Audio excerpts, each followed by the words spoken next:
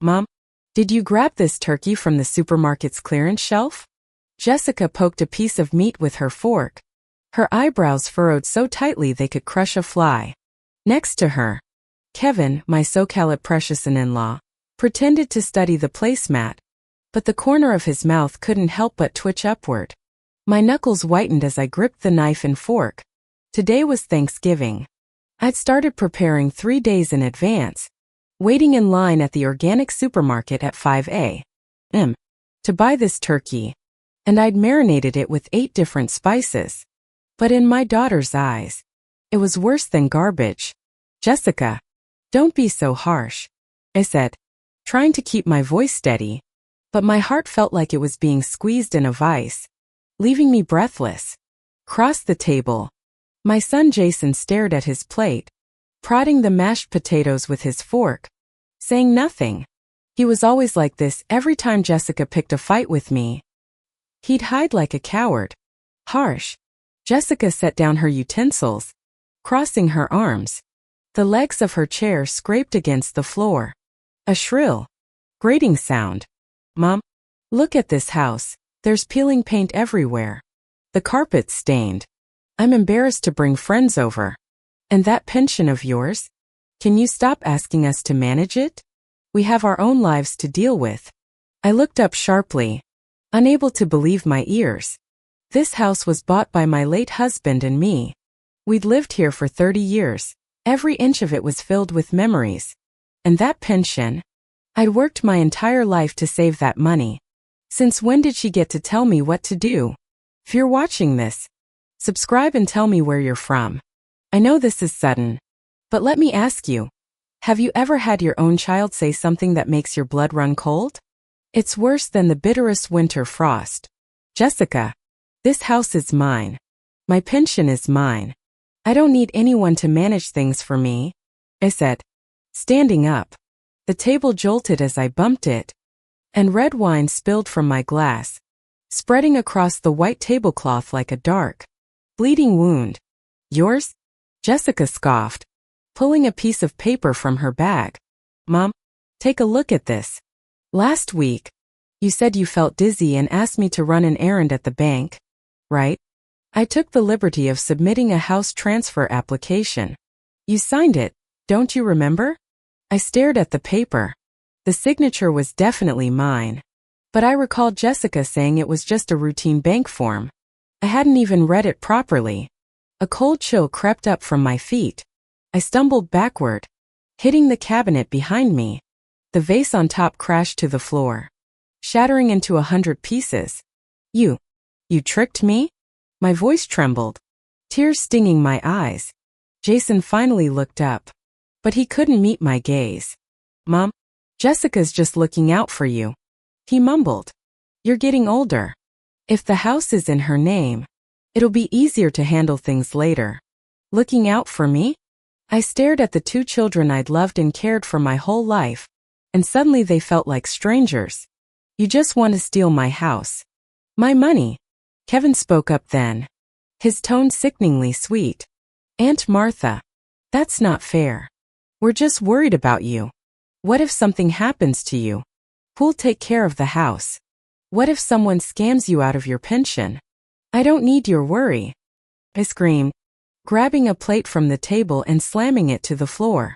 Shards of porcelain flew everywhere. Jessica yelped, hiding behind Kevin. Mom, are you crazy? Jason stood up, his face bright red with anger. I pointed at the door, my voice hoarse with rage. Get out. All of you. This is my house. I never want to see you again. Jessica peeked out from behind Kevin, her eyes filled with disdain. Get out? Mom, you don't even know if this house is still yours. I already talked to a lawyer. I'll have the title deed next week. If you're smart, you'll pack your bags and move out quietly.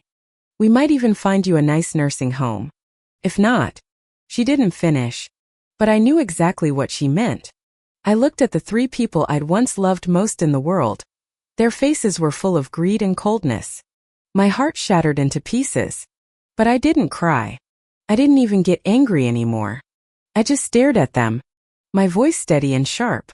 You think this is enough to kick me out? You underestimate me. Jessica laughed mockingly. Mom, really? At a time like this, you're still putting on a brave face? We have your signature. We have a lawyer. What do you have? I didn't answer. Instead, I turned and walked to my study. They probably thought I was going to cry, that I was giving up. But they had no idea what was in the drawer of my desk, something that would destroy all their little plans. I opened the drawer and took out the yellowed envelope, a cold smile tugging at my lips. Jessica, Kevin, Jason, everything you took from me, I'm going to take it all back. I walked back to the living room, the envelope in my hand. The three of them were still sitting there, waiting to see me break. I threw the envelope on the table. My eyes locked on theirs. Want to know what's inside? Jessica leaned back in her chair, crossing her legs, a lazy smirk on her face. What? Some old photos? A letter from Dad? Please. Mom's sentimental stuff isn't going to stop the lawyer. Kevin snickered, reaching for his wine glass. Yeah. Martha, let's be real. You sign the papers, we get the house, and everyone walks away happy. No need for a big fight. Jason just stared at his hands, his shoulders hunched. Coward, I thought. Even now, he can't stand up for what's right. I didn't say a word. I just reached down, picked up the envelope, and tore it open. The sound of paper ripping cut through the room sharp, loud, impossible to ignore. Jessica's smirk faded a little. Kevin stopped mid-sip. Jason looked up. I pulled out a stack of papers, flipping through them until I found the one I wanted. I held it up, so all three could see the bold, black letters at the top. Durable power of attorney. Jessica's eyes widened. What is that? It's a power of attorney, I said, my voice calm but sharp. Signed by your father, 2 weeks before he died. It says that if anything ever happens to me, if I get sick, if I can't make decisions, he gets to choose who manages my affairs. Not you. Not Jason. Him. But Dad's dead. Jessica sputtered, leaning forward. That paper's worthless. Is it? I pulled out another document. This one with a notary public seal stamped in the corner. This is a codicil to his will. He updated it 3 days before he passed. It says that if anyone tries to fraudulently take my property, like, say, tricking me into signing a house transfer, his lawyer has the right to freeze all my assets, including this house. Kevin set down his wine glass, his face pale. That's not possible. You never mentioned this before. Why would I? I said, raising an eyebrow. Your father and I made this plan because we were worried. We saw how you two. I nodded at Jessica and Jason started asking about the house, about the pension. Right after he got sick, we knew we had to protect ourselves. Jason finally spoke, his voice quiet and shaky. Mom, we didn't mean to. We thought. You thought I was old, I said, cutting him off. You thought I was confused. You thought I wouldn't notice when you tricked me into signing that paper. But you were wrong. Your father taught me to be careful. He taught me to read every line. I just pretended I didn't see what you were doing. Until today. Jessica stood up. Her hands balled into fists. This is a lie. You're making this up. That paper's a fake. Is it? I pulled out a third document, a letter from my husband's lawyer, dated the same day as the codicil. Call him. His number's right here. Ask him if it's fake. Ask him what happens if someone tries to steal my house. Go on, I'll wait. Jessica stared at the letter, her face turning red, then white. She didn't move. She didn't reach for her phone. She just stood there, frozen. Kevin stood up too, taking a step toward me. Martha, let's talk about this. Maybe we can work something out. We didn't mean to hurt you, you just wanted my money. I said, my voice cold. You just wanted my house. You didn't care about me. You didn't care about the memories here. You only cared about what you could take. I walked over to the door, opening it wide. The cold November wind blew in. carrying the smell of wood smoke from the neighbor's fireplace. Get out. Now. Before I call the lawyer and tell him everything. Before I show him that fake transfer paper you tricked me into signing. Jessica stared at me, her eyes filled with rage and fear. You can't do this. This is our family. Family. I laughed. Bitter. Hollow sound. Family doesn't lie to each other. Family doesn't steal from each other. You haven't been my family in a long time. Kevin grabbed Jessica's arm, pulling her toward the door. Come on, Jess. Let's go. We can talk about this later. No. Jessica pulled away from him. This is my house. I have the papers. You have a fake paper, I said. And if you don't leave right now, I'll call the police. Trespassing. Fraud. Pick one. Jason stood up, walking toward the door. He paused for a second, looking at me. Mom, I'm sorry. Save your apologies, I said.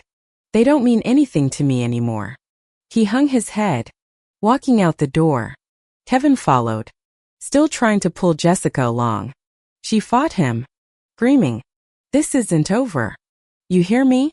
This isn't over. I watched them get into their car. Jessica still yelling, Kevin trying to calm her down. Jason just sat in the back seat, staring out the window. When they drove away, I closed the door, leaning against it, my legs shaking. I didn't cry. I didn't feel happy. I just felt empty. But then I remembered the papers in my hand, the power of attorney, the codicil, the lawyer's letter. I remembered my husband's face, smiling at me, telling me to be strong. I took a deep breath, walking back to the table. I picked up the fake transfer paper Jessica had left behind, tearing it into small pieces. Then I picked up the envelope, putting the other papers back inside. I didn't know what was going to happen next. I didn't know if Jessica and Kevin would try again. But I knew one thing, I wasn't going to let them win. I walked to the kitchen, pouring myself a glass of wine. I took a sip, looking out the window at the autumn leaves falling from the trees. My husband had planted those trees years ago. He'd said they were for our children, for when they had kids of their own, for family. I set down the glass, my hands tight around the envelope. Family. Maybe one day, Jason would realize what he'd done. Maybe one day, he'd come back. But Jessica and Kevin? They were gone. For good. Picked up my phone, scrolling through my contacts until I found the lawyer's number. Press call. Listening to the ringtone. When he answered, I said, Hi, this is Martha. I need your help. My daughter tried to steal my house. The lawyer's office was on Main Street, in a small brick building with a green awning. I'd been there once before, with my husband, right after he got his diagnosis. Back then, we were scared. Now, I was angry, determined. Mrs. Carter, Mr. Henderson said, shaking my hand. He was an older man, with gray hair and a kind face. But his eyes were sharp, like he could see right through lies. I'm sorry we have to meet under these circumstances. I am too, I said, sitting down in the chair across from his desk. But I don't have a choice. My daughter tricked me into signing a house transfer paper. Said it was a bank form. I didn't read it. Stupid. I know. Mr. Henderson shook his head. Not stupid. Trusting. There's a difference. He leaned forward, folding his hands on the desk. Can I see the paper? I pulled the torn pieces from my bag, laying them on the desk. I tore it up after they left. But I remember what it said. It was a transfer of ownership from me to Jessica. Mr. Henderson picked up the pieces, looking at them carefully. Even torn, we can still get a copy from the county recorder's office. They would have filed it when Jessica submitted the application. He paused, looking up at me. Do you want to fight this? Yes, I said, without hesitation. That house is mine. It's mine and my husband's. I'm not letting her take it. Good, Mr. Henderson said, nodding. First, I'll file a petition to have the transfer voided. We'll argue that you signed under duress, that Jessica tricked you. With the power of attorney and the codicil, we have a strong case. Those documents show that your husband intended to protect you, not let your children take advantage. I felt a weight lift off my shoulders. Thank you. I was so scared. I didn't know what to do. I understand, Mr. Henderson said. But you're not alone. Your husband thought ahead. He wanted to make sure you were taken care of. He picked up a pen, jotting something down on a piece of paper. I'll also send a letter to Jessica and her husband, Kevin, right? Telling them to stop any further action. If they try to contact you, if they try to get into the house, call the police immediately. I nodded, taking the paper he handed me, his phone number, his email. What about Jason? My son. He was there, but he didn't say much. He just stood by. Mr. Henderson sighed. That's up to you. Do you want to include him in the petition? Or do you want to give him a chance? I thought about it. Jason had always been quiet, shy. He'd let Jessica push him around since they were kids. But he still stood by and watched as she tricked me. He still didn't defend me. Include him, I said, my voice firm. He was part of it. He knew what she was doing. He deserves to face the consequences. Mr. Henderson nodded. I'll do that. Now, do you have any other documents? Bank statements? Emails? Anything that shows Jessica or Kevin trying to get your money or your property? I thought for a second, then remembered the texts. Jessica had been texting me for months, asking about my pension, about the house. I have texts. She kept asking when I was going to give her the house, when I was going to let her manage my money. Bring those to me, Mr. Henderson said. The more evidence we have, the better. And Mrs. Carter, be careful. Jessica might get angry when she gets my letter. She might try to contact you, to pressure you. Don't talk to her alone. Don't sign anything else. Call me first. I stood up, shaking his hand again. I will. Thank you. For everything. When I walked out of the office, the sun was shining. It was a cold day, but I didn't feel it. I felt strong, like I could take on the world. I got into my car, turning on the radio. A song came on, one of my husband's favorites. I smiled, tapping my foot to the beat. He was with me, I thought. In the papers, in the memories, in the strength he'd given me. I drove home, stopping at the grocery store on the way. I bought a pineapple, my husband's favorite, and some ice cream. I was going to have a quiet night, a night to celebrate, because for the first time in a long time, I felt like I was winning.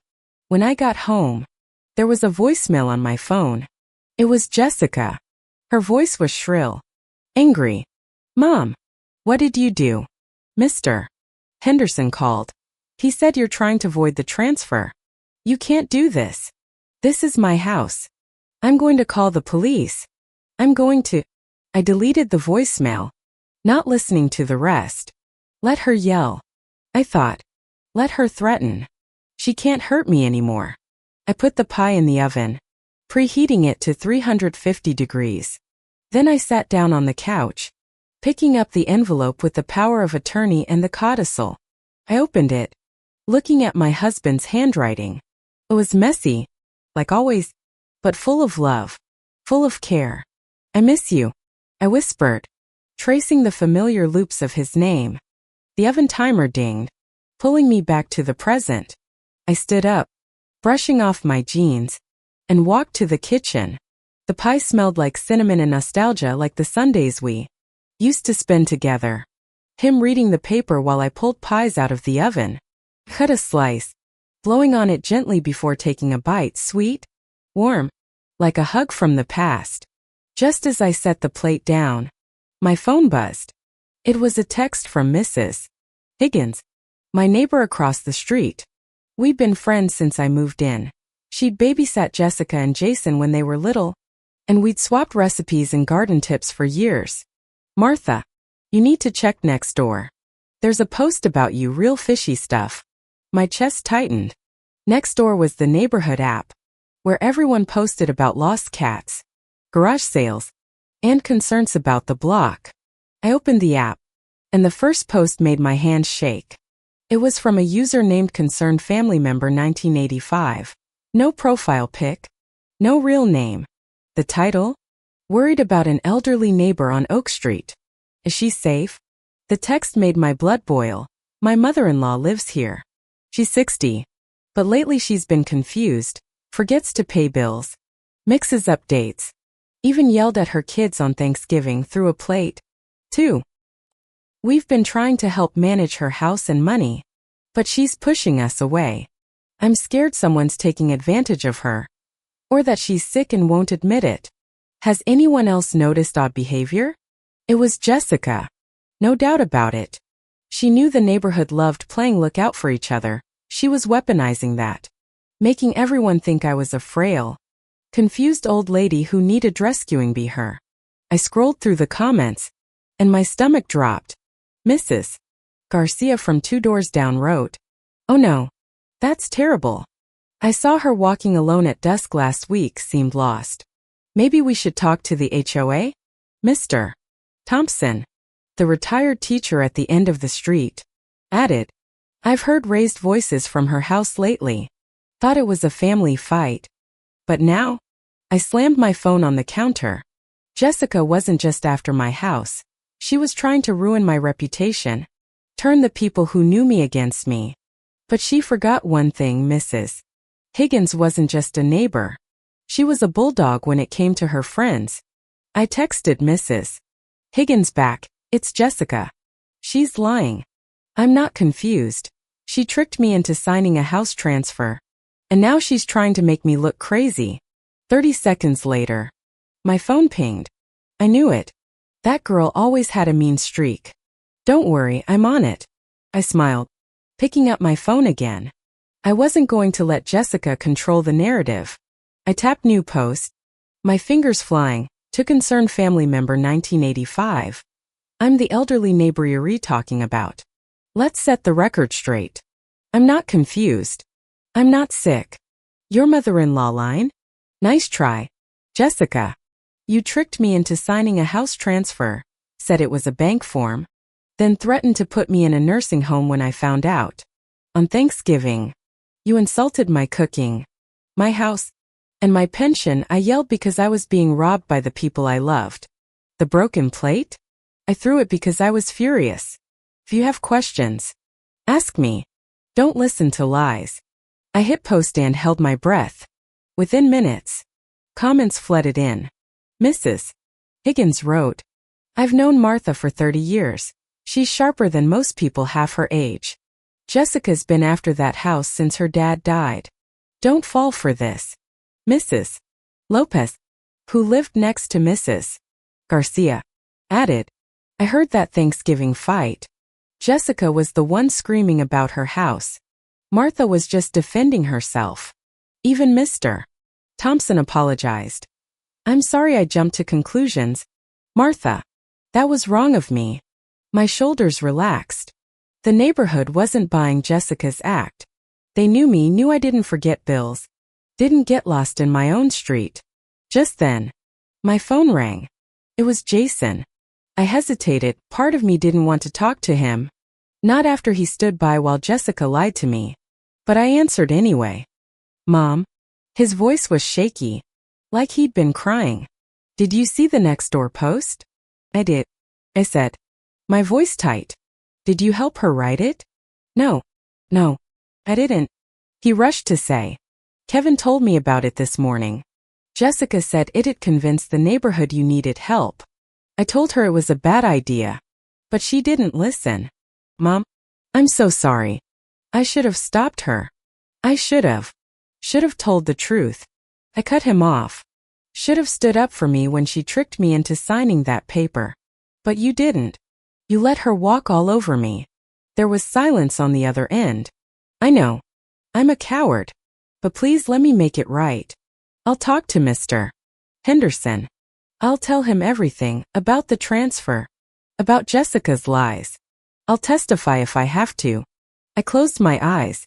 I wanted to believe him. Jason had always been quiet, always let Jessica push him around, but maybe he was finally growing a backbone. Actions matter more than words. I said, if you want to make it right, call Mr. Henderson.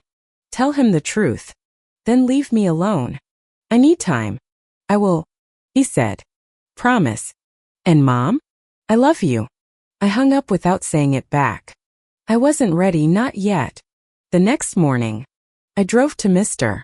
Henderson's office with a folder full of evidence, screenshots of Jessica's texts, begging for my pension, asking when Ijavir the house, my bank statements, all bills paid on time, no missed payments, and a letter from my doctor stating I was in excellent mental and physical health. Mr. Henderson flipped through the papers, nodding. This is perfect. Mrs. Carter, Jessica's guardianship petition doesn't stand a chance with this. But he paused. Looking up, her lawyer called yesterday. He's threatening to bring witnesses, friends of Jessica's who'll lie about your confusion. I laughed, bitter. Let them. The neighborhood already knows the truth. And Jason's going to testify. Mr. Henderson raised an eyebrow. Jason, that's a game changer. His testimony will destroy Jessica's credibility. We spent the next hour going over the plan. I'd testify about the transfer paper, the text, the Thanksgiving fight. Jason would confirm Jessica's lies. Mr. Henderson would present the evidence. Jessica's lawyer would try to trip me up, but Mr. Henderson promised to shut that down fast. When I left the office, I felt lighter. Like a weight I didn't know I was carrying had lifted.